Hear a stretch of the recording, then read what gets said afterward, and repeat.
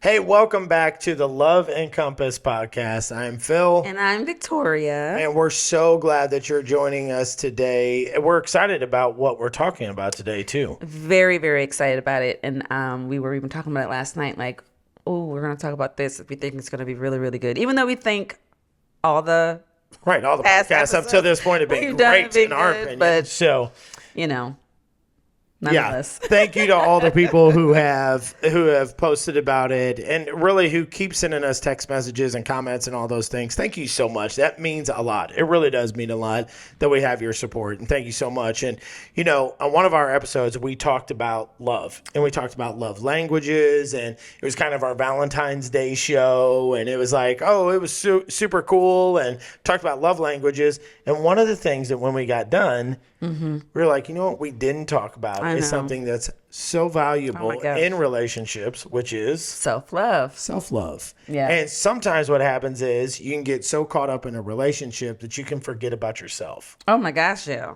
That's very common.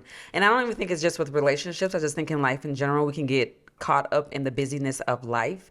And sometimes if we're not intentional about taking care of ourselves and making sure we're good, we can get lost in the shuffle of it all. Yeah, and we had single people reach out to us and we're like, hey, Don't forget about our don't forget about us. What's up with that? Which I do feel like, I don't feel like the past stuff we have talked about, we didn't touch. Like, I don't feel like the things that we talked about in the past episodes, singles can't take from it. You know what I mean? Because Right. it's still about communication. It's still about love. It's still about respecting each other in relationships. It's still about it, regardless of, like, we've talked about in times past. If you're single, you have friends, you have a relationship with your parents, as well as, when we were single, we did things to prepare ourselves so whenever we were going to get into a relationship and get married, just start kind of creating the foundation and building the building blocks for it. I don't even remember what it was like to be single, though. We've Really? been married like over 18 years. I know, but at I this still point, do. You dream about being single? I don't dream That's about messed being up. That's single. a different podcast. That's a totally different podcast. I don't dream about being single, but I do remember what it was like being single, because I remember, like, growing up, and especially when we got close to like 18, it was almost like a thing, like, okay, now it's time to really start looking for who you're supposed to be with. And I remember dealing with the pressure of, I hadn't found anybody yet, I hadn't met anybody yet, is something wrong with me, what's going on? And I'm pretty sure if you're a single person, like, however old you are, I think sometimes that's the weight that someone can carry, is like, what's wrong? Why haven't I met Right. that person? And so I think I do remember what that felt like. And so because I remember what that felt like, and because I remember the things that I did to not carry that weight or burden anymore and be okay and be confident in my singleness and develop myself in my singleness, I remember all of the emotions and everything that was tied to it. So yeah, I still remember. I just wanted to be married so bad. So I like to forget being single. So Really? I like being married. I like having people around. I like all that stuff. So I didn't really enjoy being single. I think that was the hardest thing for me. So talking about self-love is being okay with being by myself. Yeah. I think that was the hardest part. Interesting. Why do you And think so that was? I think it's because, as we're talking about today, is self-love, is you start looking at, if you're not careful, you start looking at yourself and your flaws and everything else, and you don't really love who you are as a person. And even with married couples, I say this all the time, but it's like, people will be like, well, that's my better half, or and it's like, well, that doesn't even make any sense. You need to be two whole people Absolutely. in order to have a healthy marriage. 100%. Absolutely. So you really have to be in love with yourself and not so hard on yourself. Yes. And I think that's where I was at. I was more hard Yes. on myself. And I mean, I think with you saying that, you can sometimes kind of like feel not the best about yourself because you're still single. Yeah. I think that is why, for me, I remembered like how I felt, because in the beginning, that is how I felt as well. Like, what's wrong with me?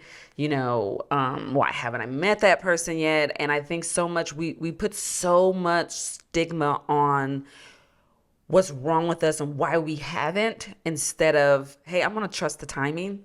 And in the Right. meantime, I'm going to love on me. And like my thought process was, I'm going to focus on my relationship with God, and I'm going to focus on developing and growing who I am as a person, because I have to make sure that I'm good. I didn't want to put myself in a position to where I was so insecure about being by myself that when I was with someone, I then fed on them to make me feel good about myself. I wanted to own my own confidence in who I was as a person, know my boundaries, what I did love, what I didn't love, so that when that person did come, I was fully present and aware and confident, and I no longer needed or depended upon that other person to feed me what I already owned. And I even found in doing that, I kind of didn't care if I got married or not anymore. Like, I That's was messed just up. like, because I became It's a so confident. revelation for me Well, today. no, because I was confident in my singleness. I'm I kidding. was like good in my singleness. And I even noticed, like, in doing that, I found that what I originally wanted in a mate changed. Yeah. So it's just interesting. I think if you are single out there, not to put so much stigma on why am I still single, not to put so much weight on yourself, why I'm still single, why haven't I met the person yet. Grow in who you are as a person, in your relationship with God. Find what you love or don't love. Maybe work on the things that you are insecure about. Be your most confident and whole self, so that when you do meet that person, whenever you do meet that person, you're still enjoying this journey and growing on this journey on your way to whomever you do meet. Yeah, that's awesome. And so let's talk about that for a second then. Is okay, being okay with being yourself. Because if you're single, you got to be okay with being yourself. If you're in a relationship, you have to be okay Yes. with being yourself. Yes. So not trying to be somebody that you're not. Yeah. So how do you go about, just thinking about it, like how do you go about not trying to be somebody you're not?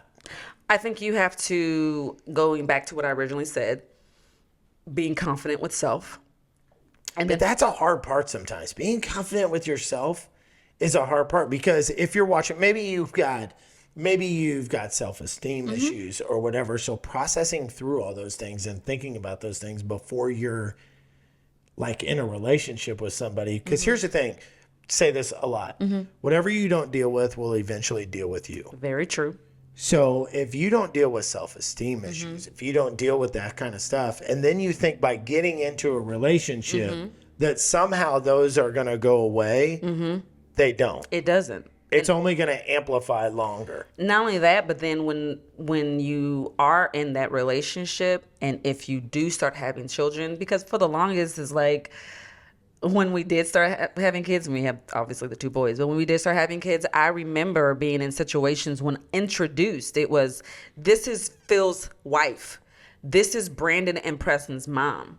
And at a certain point, I had to take back my identity, because if you're not careful, you will fall into, well, that's just all I am. That's just Right. who I am. That's good. So as far as getting back to the question, it's easy to say, oh, be confident. I'm not saying I don't have insecurities. I know that's hard to believe. I'm just joking. Wow. But I'm not saying I don't have insecurities. I think everybody has something about them that they don't love about themselves.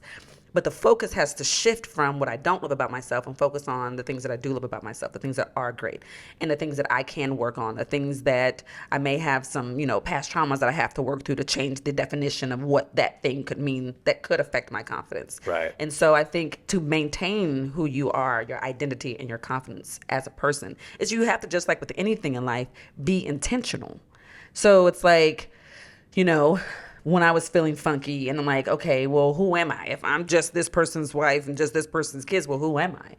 It goes back into being intentional. Well, I'm more than that. And so I began to correct it. When people would say, you're so-and-so's wife, you're so-and-so's mom, I would say, no, they're my kids. Brandon and Preston's my kids.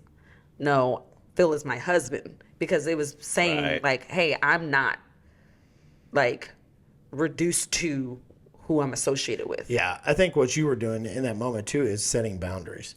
And I think that's a big thing that you have to be able to do in being single, being as you're looking for a mate, or maybe you're thinking about that in the future, or just with people in general. Oh my God, yeah. You have to be able to set boundaries. You know, it's interesting you said that at that time. Even now, just now, when you said I was setting boundaries, I didn't see that as setting boundaries. Yeah, well, you teach people how to treat you. So Yeah, I mean, you're right. I'm not saying you're wrong. I'm just saying I never thought I'm of it right. that way. 100% right. No, but it is you teach people how to treat you. So what you're telling those people is, no, hold on. They're my kids. That's my husband. I'm setting this boundary. So from this point in our relationship, whether I just met you or whatever, from this point in the relationship, you know kind of where I stand Yeah. on this particular issue. And I think sometimes when you're single, you want to be married or you want to be in a relationship so bad that you let those boundaries kind of slide a little bit. And to me, you're not being real because that eventually is going to come back and people are eventually going to be like, well, wait a second, you didn't have a problem with this before. Right. And it's like, well, I just wanted to be in a relationship so bad that I didn't say anything. Yeah, you kind of you kind of basically didn't, like you said, hold to your boundaries, and so as a result, it's like you compromise. I'm sorry, what is what I'm trying to think of? Yes. You compromised yourself and what you stood for and who you were and are as a person. That you did that, and I don't judge, but I know some people that have done that, you know, and the conversation was, it's okay to say no. It's okay to say, I don't like that. It's okay to say, I'm not comfortable with that. Yeah. Because what it is really, it's fear. And if you are operating in fear because you're afraid, if I don't do this, then this person isn't. If I don't do that, this person isn't. Then if that's the case, then that person isn't for you. Right. If you can't, and this goes for not just in like dating when you get married. This goes for your relationships with your boss, with your parents, with siblings, with friends. If you don't show up by saying, these are my boundaries, this is what I will or will not allow in my life, then you are not really going to be 100% happy because you're compromising who you are and what you will or will not stand for. Yeah, because it's like the old thing, right? Where it's like, which you never had a problem with is when we originally started going out to eat. You know how I know where you're going. you know people just like, oh, I'll just eat a salad. That was not Victoria's that was testimony not my testimony at all. She was like, look, I'm gonna eat these appetizers as entree and everything in between. So, but that's what happens, right? Is you try to put on almost like a front. Oh no, I'm not this, I'm not that. And our biggest advice to people all the time is just be yourself. Yeah. Just be who you are supposed to be, who you are, and the right person will come along that will complement who you are. Nobody ever completes people. No. They simply complement who you are. I love that, compliment who you are. Yeah, Victoria doesn't necessarily complete me, right? It's a great line from a movie, and it's awesome. But in reality, that's not really the case. No. You compliment who I am and make me a better person, right? And you do as well. Yes, I know. And I think that's the way it is. If you have kids or whatever, it's like you don't complete your kids. No. You compliment who they are and you help them to grow. Right. And so when you're single and you're out there and you're doing those things, hey, just be who you are. Yeah. This is who I am. If you like going to the movies, then that's a thing that you tell them off the bat. If you don't like certain foods, I've seen people who are dating and you're like, oh, where are you going to eat tonight? And they're like, oh, we're going to eat like Italian. And it's like, oh, do you like Italian? It's like, I can't stand Italian, but I don't want to say anything because if we're going, it's like, well, that's not going to work. And there's a balance in that. Like, I'm not saying like you're so 10 toes down that you're not open to trying new things or different things, because there were things like we talked about in one of the other episodes where like, I don't do bugs outside. You know what I'm saying? Never. Like, I like my beach. And so if I go outside, it's a brief quick experience because I just don't like bugs. But because when we were dating, you were very much so a sports person, and one of the sports you played was softball. And I remember many a times going to your games when it was hot outside. Yeah. And you got bees flying around, or if it's at night and the night lights are on and you got those bugs flying around, and oh my gosh, it was like, this is horrible. But I wasn't so 10 toes down to be like, I don't like this, I'm not doing this. So I'm never coming to any of your games. Right. There was a balance of saying, like, I'm still going to hold true to who I am by saying I'm not going to come to every game. Right. But because I love and respect you, I'm gonna pop through. Right. 100%. I think there's compromise, right? Yeah. So it's like when you're in a relationship with somebody, you're obviously going to compromise. You're obviously, hey, you may not like Italian food, but they may love it. So you're going to go to the Italian restaurant.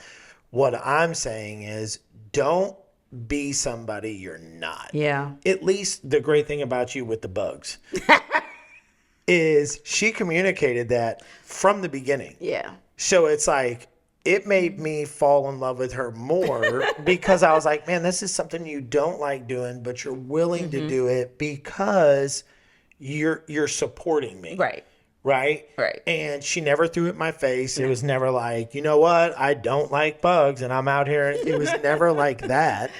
So I think that's kind of what I mean. Just at least having that conversation that you talk about, Yes. that you're like, hey, this is kind of where I stand, but because I love you, because I care about you, I'm going to do it. But if you're not careful when you're single, you'll try to be like, okay, maybe you feel like, we've met people that are like, 25 years old, and they're like, time has left me by. You know what I mean? I don't know if there's anybody out there. And you're like, dude, you're 25. Right. You know what I mean? You got plenty of time left. Right.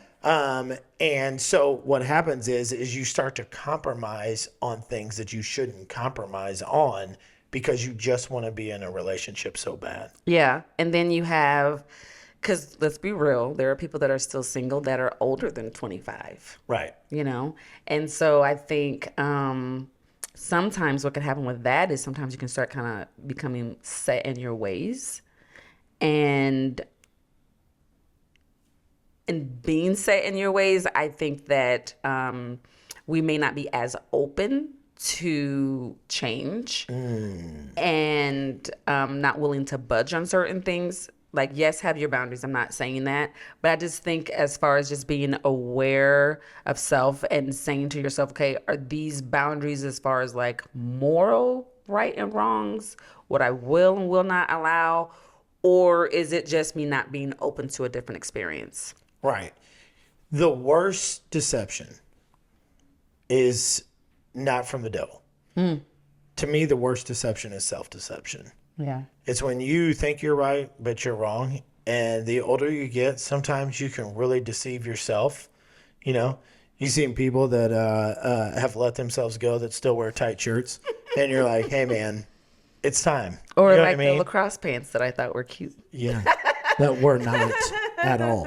But what starts to happen is you start, I love what you said, you get stuck. And you get stuck in your ways, and you get stuck in, nope, this is just how I am, and just how I am, and just how I am. The problem with that is that if you're not changing all the time and improving all the time and doing those things, what can start to happen is what is that thing that you need to work on becomes normal in your life. That's really good. And then all of a sudden, it's now normal. Yeah. And it's like, oh, well, no, this is normal. It's like, no.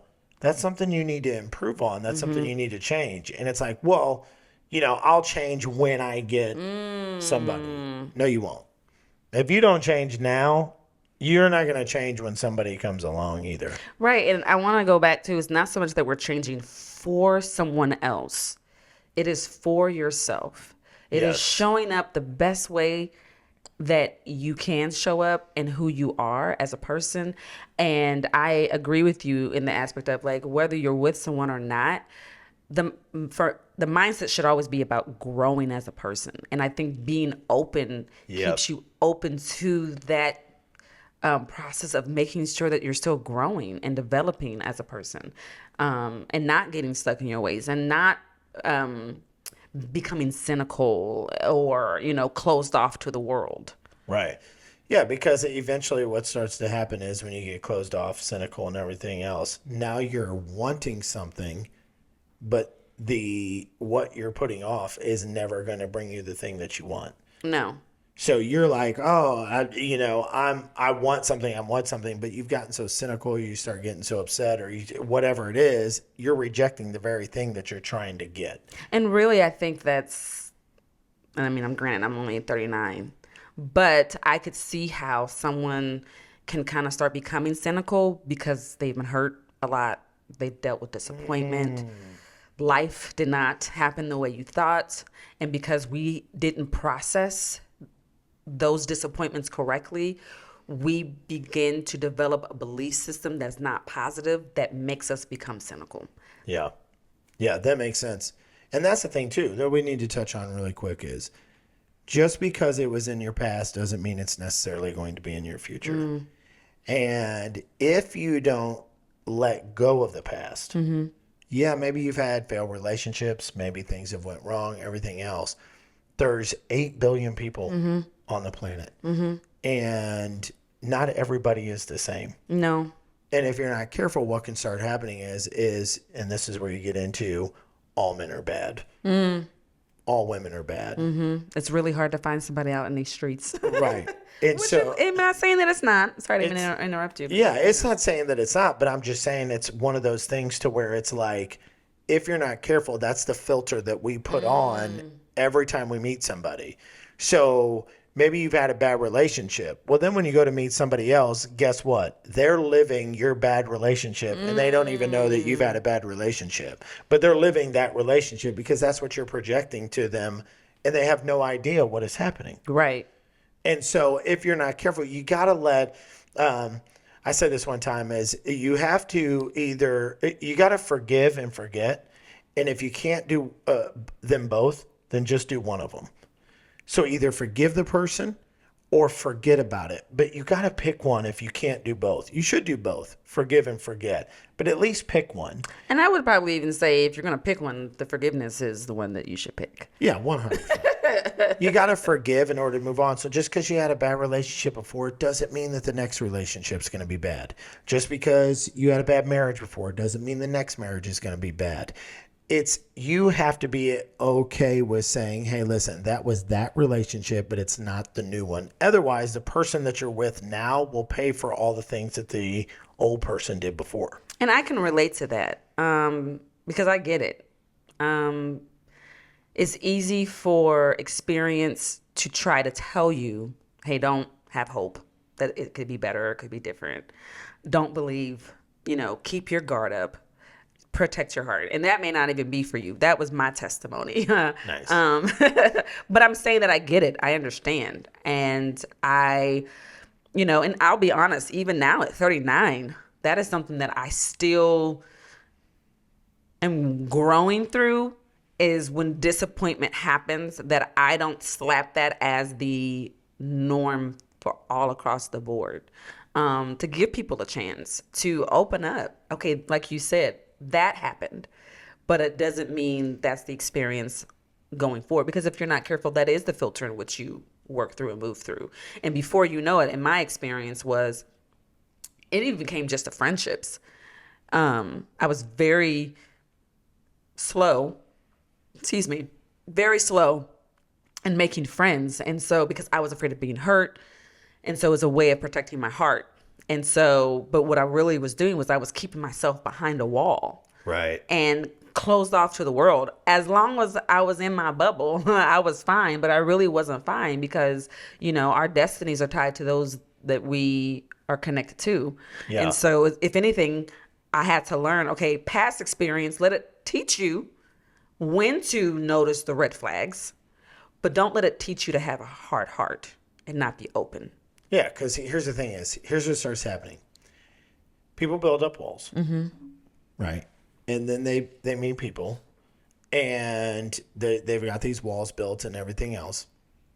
And this is where it comes into, but I always find the wrong person, or I always meet the wrong person, or I always date the wrong person. I'm always, whatever it is. A lot of times I ask people, well, why are those the people that you're attracting? So when you talk about self-love and you talk about, hey, I've got to grow better, sometimes it's that self-reflection that says, what am I doing that's allowing these people to come into my life? And what am I projecting that's allowing these people to come into my life and be a part of my life? Because you keep meeting, it's like the person who meets the same guy over and over and over and over Or again, female. or female, right? It's the same type of woman that they keep dating and dating and dating. And they're like, I just wish I could find somebody different. And it's like, well, what are you doing that's different? And I would even say it's friends as well. Sometimes we can attract negative friends and toxic friends in our life. And I think, the way to kind of start becoming aware of self so that you ask that question, okay, what am I doing? Why am I attracting these kind of people in our life? It's going down, it's leading from somewhere. Something in your past, an experience, a person that you've had in your life that maybe was toxic, that maybe wasn't good. And so subliminally, you are operating from a space of insecurity from that, or just, hey, I just function in toxicity because this is what I'm used to. And so you don't know that the person that you're attracting is toxic or not good for you because that has been your normal for so long that when it does happen, it's like, oh, how did this happen? Right. When to an emotionally healthy person would have been like, my gosh, you didn't see the red flags? Like, my goodness, you know what I mean? Even with conversations with our boys, like, they've gotten better, obviously, as they've gotten older. But sometimes they'll be talking about a friend. I'm like, oh, bro, that ain't a friend. You know what I'm saying? Like, let's work through, let's help educate you on what healthy relationships look like. But that goes back into why, if you are single, and even if you're not single, doing the work, getting a journal, even if you need to get a therapist, doing things that where you are becoming more aware and you start asking yourselves that question so that you can begin to recognize it, so that you can begin to say, because of my experience, I now have to set these boundaries in place. Because I love myself, I have to set these boundaries in place. Because I love myself, I need to heal through this past trauma so that I don't keep repeating this in my life. Yeah, because that's the key is if you're going to really love yourself, you have to be okay with where you are at now, right?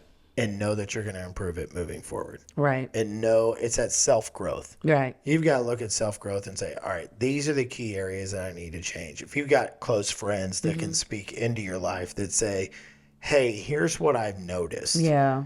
Right. And that's oftentimes we don't want to do that. We do that with each other a lot. We're like, hey, real quick. Yeah. Why? Because it's blind spots. You need someone to point out your blind spot. But if you're going to grow and it's about really loving yourself and accepting yourself for who you are. And I want to say this too. Accepting yourself for who you are and loving yourself doesn't mean that you're not trying to improve yourself. It just simply means it's like, okay, here's where I'm at. I know where my starting point is. Now let me grow from here. That's really good. I know where my starting point is. So, tips for self-love. Give us just a couple tips that off the top of your head that you're like, hey. Even if it's something that's small, if you're dealing with a physical insecurity, what I did when I was kind of working through that and I was dealing with like the physical insecurity, I would look in the mirror and I would find one thing that I loved about myself every day. And that's what I would focus on. Like, hey, Victoria, you got great this.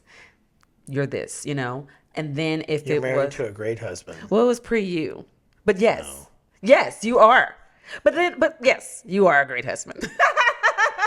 You are a great husband. But again, we're working on developing self-confidence that doesn't come from the outside in. Yeah, 100%. I know you were joking. But that's the thing is, so the tip that I would give you is write down those things that you talked about journaling. I think journaling is great. I would say write down those things that hey, I'm pretty good at these things. And here are some things that I want to try to improve on. And then when you do that, I would have an accountability person that says, hey, here's what I'm working on. Here's what I'm trying to grow through. Here's what I'm trying to do. And having that person that says, hey, so then when you do start getting back into that dating world again, that person can come along and say, hey, remember that thing where you just do whatever the other person wants to do and you kind of throw yourself on the back burner? You're doing that thing right now. That's good. Yeah, I agree with that. And I would also add to with boundaries, going back into journaling. Journaling is my jam. Listen, when you told me about journaling like many Journaling moons is the ago stuff to when do, we man. first got married, journaling is my jam. But with setting the boundaries, right? You need to know what your boundaries are. And then you need to ask yourself, like, okay, with my boundaries, do I stand firm on them or do I allow that line to constantly be crossed? And if I do, why? Because like I said, a lot of things is really deeply rooted inside of you. So yes, the first working through self-love is, if it's a physical thing, okay, we're going to find one thing we love about ourselves. If it's a personal thing, we're going to find one thing we love about ourselves. In the meantime, let's work on healing on the things that we don't, that doesn't make us feel the most secure, that kind of puts us in compromising situations so that we're not put in those situations moving forward. Yeah, I tell people like this: if the boundary is it there because it's morally and ethically a boundary, or is it there because you've been hurt and so you put a boundary in place? So you're like, I'm not going to deal with that pain ever again. Right. And so it's like you've placed something there that shouldn't be there. It's kind of what you said, like with walls, right? It's like I put a wall there so that no one can ever do that to me again. So just checking yourself to make sure, okay, this boundary is right. This is just me putting the boundary up because I've been hurt or it's been the past or something like that. And to add to that, I would also say boundaries, because like we said, you teach people how to treat you. So it's the boundary that you set in place that kind of creates that parameter of, you know, hey, this is things that I don't allow. These are things that I do allow in my life because like this is what helps bring me peace. And that doesn't just go for singles. That goes for people that are in relationships, that are married, that, you know, are parents. You know, there's been many times with our boys, right? You know, where they'll do something that I don't like. I'm not going to walk away upset and frustrated, especially if we provide for them. You know what I mean? Right. But I'm not going to walk away upset and frustrated like, ugh, teenagers. No, I need to teach them, hey, the way you're speaking to me is not okay. I have zero tolerance for it, you know? And they always know when I get the look and the tone, they were like, sorry, mama. But that's a boundary I put in place because I respect myself and you're going to respect me too. Yeah. Well, I love this podcast. This one has been great. Thank you so much for joining in, talking about self-love, boundaries, and everything else. Share this with your friends. If you haven't subscribed on Apple or Spotify, go subscribe on there, or on YouTube. If you haven't subscribed on YouTube, go on there and do us a favor. Leave us a comment. Let us know what you think about it. Hey, I love this. Hey, I'd love to hear more about this, or I'd love to hear more about that, because we would love to talk about what you want to talk about. Yes. And until next time, we'll see you then.